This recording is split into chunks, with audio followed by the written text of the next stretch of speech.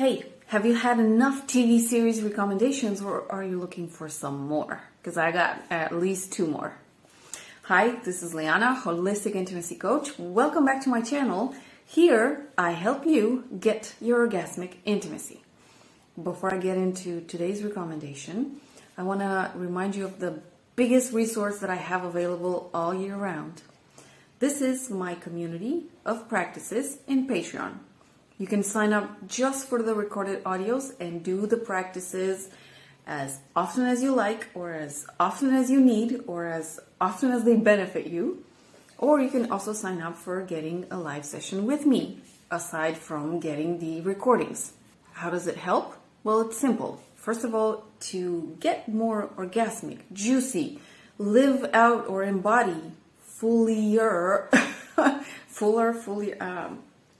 so embody more of your potential.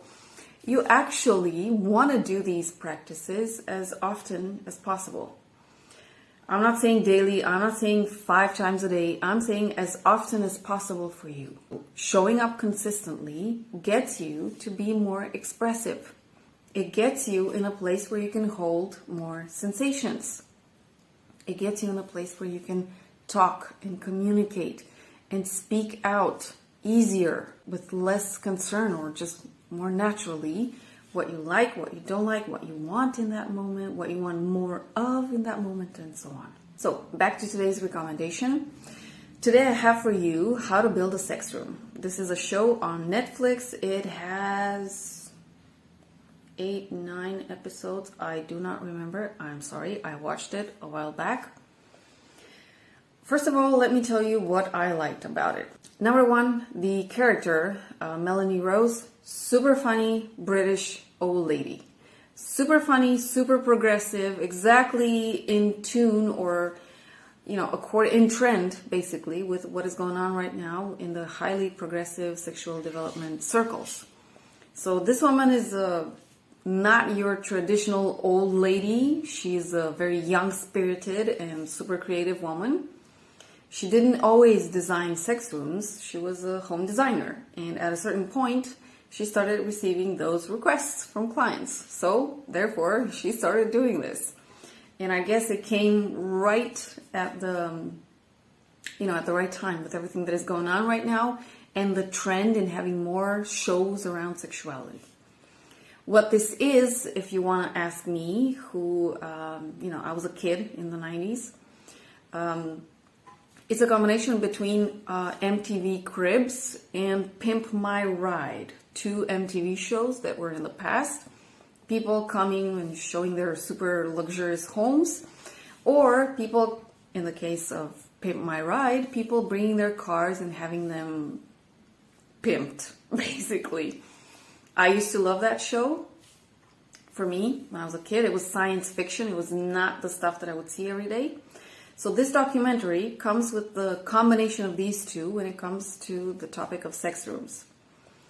Let me tell you, it's highly progressive. I'm on several groups around sexuality development, and this question, do you build a special space for your intimacy, is super rare. I did a vlog about this last year, 2021. I was celebrating 4,000 subscribers, and I did or 5,000, and I was doing a series of vlogs on unusual topics, and this was one of them.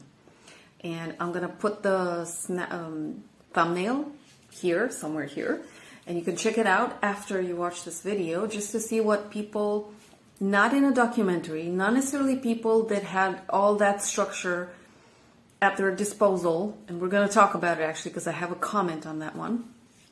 It was just regular people and how they treated, or what they saw as resource, the place that they were engaging in sexually and what they needed from it and so on. The second thing that I liked was the variety of clients. They had 12 cases, so they developed 12 sex rooms. Interracial couples, queer couples, lesbian couples, gay couples, heterosexual couples, whether white, African American. I'm not sure if there was any Hispanic there, I don't remember. polyamorous, single woman in her 50s. I was like, yes, go girl. So a variety of clients. And I actually love that because variety of people, variety of needs, variety of expressions, therefore a highly large diversity in the end result. What I also liked about the show, the visuals. Obviously, this is a Netflix production. I'm guessing the budget was right where it should be, so the visuals were very impressive. They did work with real couples. So you gotta hand it to people also, this is another positive, the couples that actually expose themselves. I'm not sure if they use their real names, but anybody who's gonna watch that is gonna see them and is gonna recognize them. And some were also sharing from their marital life or intimate life what they were going through. So that one was a plus. You gotta appreciate the courage of people to really put themselves out there with their personal lives. Why do they do that? I have a big hunch, but it comes to the stuff that I didn't like, actually. And it's not about the people. It's something in the organizing of the show, actually. So Mike, the contractor. Oh my God, super funny dude. Okay, so you know that Melanie Rose, if you watch the show, she has a contractor, Mike. Your typical, so she's British, Mike is American. And he's a middle-aged man, highly progressive also. It's maybe sexuality and designing sexual and all that was not his thing in the past. But he is super down and he's digging the topic. And the puns that he makes with Melanie, the stuff that they sometimes they gross each other out in a way or freak each other out. That's super funny. Sometimes they make fun of each other. Sometimes they engage, playfully in dry games. Okay, nothing sexual between them, just dry stuff, but with sexual innuendo.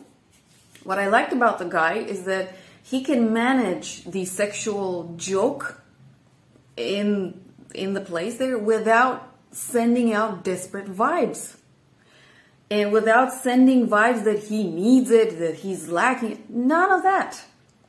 Super grounded dude, middle-aged dude, that is down with it and is super funny, okay? And wow, I don't know how many contractors you're gonna find at least in Eastern Europe, they're gonna be so down with the topic and even make fun of it and even show themselves on camera. Like, totally different culture, okay? You gotta appreciate the guy. And as a woman, just watching the guy, I was not grossed out, I was not freaked out, nothing. Okay, I was like amused, I was digging his jokes, their jokes, also his and Melanie's. Super funny. Like, and all the other, sometimes there are other construction workers that show on tape. Also, young dudes, by the way, and super fun, like at least open and not embarrassed. And the stuff that is beyond their capacity to imagine to whatever, especially the guys that were designing or pimping the van.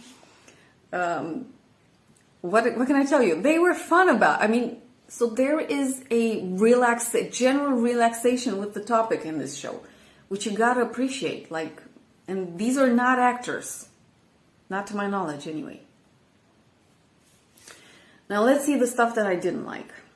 Number one, it was scripted, obviously. So Melanie Rose's jokes, because I read a lot of written reviews by many publications, they are scripted. She's reading from a prompter at a certain point. And it became obvious to me because I didn't think about that. Like, I was really enjoying the visuals and the variety of people, cases, clients, needs. So I didn't really think about, are her interventions drafted, scripted? Is she reading from a prompter or something? But it became obvious when she had to read the Shaggin' Wagon. Like, that one was, she made a joke of, she had to read a text. They had to pimp a van. And somebody from the script writers, I don't know, put that Shaggin' Wagon there. she disliked that and she made a comment about it, and I was like, oh yeah, right. She has to read the freaking jokes. They're not hers. She did not like that particular joke, so anyway, I'm gonna let you discover that one. So that was the first thing. It was like, oh, okay. Another thing that I did not like, and this one goes to like a big negative, you're never gonna see a price tag on any of the projects. We see the initial talks, we see the initial ways in which the spaces look like, hands out and kudos to everybody who showed their real life there and real bedroom and all of that, like, okay.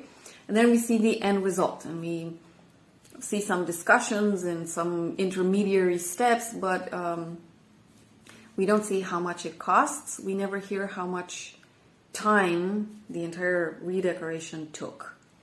We don't know how much all the items in the house cost, the manual labor, construction materials, transportation of materials, and so on. None of that. And the reason I say this is because there is one couple that receives a Tantra chair.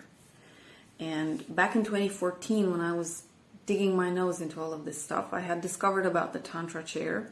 The one that is shown there, so highly, like super well detailed. The bottom especially has those little metal buttons. It looks really classy. And I remember I found that Tantra chair was $1,400, I think, American dollars. And I'm guessing the transportation was separate because, it's kind of a big item. And yeah, weight, freight. So there are a lot of only that Tantra chair and transporting it, let alone all the other stuff. The reason there is no cost there is because the people didn't pay. Okay? If you don't pay, there's this saying that I found out after I was involved in a project in my country. There was this woman's portrait. Portrait. That was a Romanian pronunciation. I'm sorry. Portrait. So there was this project that a photo studio was doing for International Women's Day. And when we would get the end result, we would get the photo or online. And there were all the sponsors, shown there. And we were like, yeah, if we don't pay for those professional photos and makeup and all the stuff that they were giving us, we're the product. It's the same in how to build a sex room, okay? Those people didn't pay. Netflix paid for them. What those people did were they were real cases with real homes in different counties across the United States, and they showed themselves there, so they were not actors, okay? They weren't paid to do the job, but they're pimp my sex room or pimp my bedroom or build me a sex room, because that was also the case, or pimp my shaggin' wagon. Oh my God. That one came for free. So I guess a lot of those people couldn't afford. Okay, and when it became obvious to me, it was with the polyamorous group. I was like, no way, these guys can't afford it. And it was a very complex project, especially for the polyamorous group. So yeah, that was a big no for me, or a big setback, drawback, whatever, I don't know, negative point, minus. We don't know how much it costs. My intuition is that having a sex room in your house, much like having a fitness room in your house, is not exactly cheap. Some don't have the space, some just don't have the funds to really design. And a sex room is, you're going to see, it's more complex than just a fitness room. It's not just paint a wall, whatever color you want, and bring some apparel, and that's it. And bring some lights in and all that. No.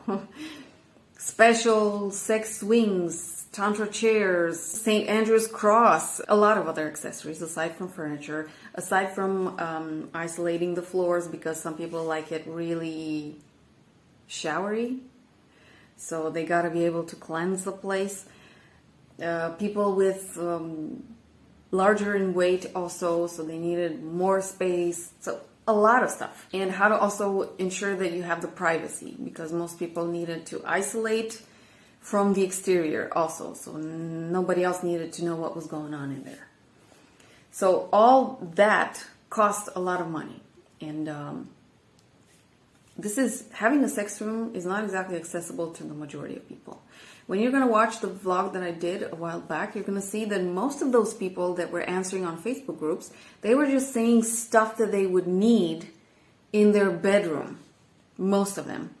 Most of them on that Facebook group, people like you and I, not necessarily billionaires or millionaires in euro, in dollar, in British pounds or any other currency. So it's not exactly an expense that you can afford, especially with what's going on right now with the economy. So not everybody has the time or the energy or the money to get involved in such a project and do it professionally. Because let me tell you, the workers, the projects, they were done professionally. I have no arguing with that. So not exactly your cheapest project. What else did I not like about it? No, I think that was it. If you're expecting to learn anything new here, maybe, like in terms of accessories, in terms of what people think, I think it's more of a social curiosity and visually inspiring, sexually. Inspiring is giving you ideas of stuff to maybe bring into your own home.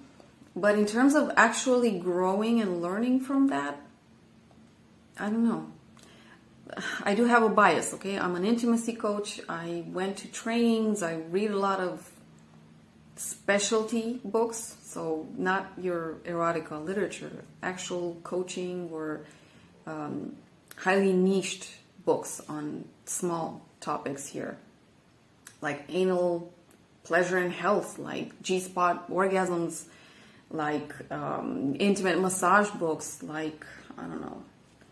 Well, even general stuff with Taoist practices that one is a niche. General stuff like Erotic Mind by Jack Moore, and maybe I should make a video with all the books that I enjoy. So from that perspective, this documentary does not compare to what you can learn in an actual training, but from the entertainment and amusement and inspirational side, yeah, definitely would encourage that. Check that one out if you feel like it. But remember, embodying your intimate life is not in the stuff that you bring into your room. It's actually how you use them, how comfortable you are, relaxed you are, how you manage, you hold yourself in the intimacy moments. So from that perspective, coaching, taking an online program, joining a community with practices, that's going to be highly more valuable for you. I encourage you to check it out, and also check out the Patreon community of practices. If you want to check out my other programs, definitely go for them. They are not as expensive as, designing a sex room or building one, but you get a lot of knowledge, actual, concrete, actionable knowledge. So that's it. I'm super happy if you followed so far. I'll see you with the last recommendation. Ciao.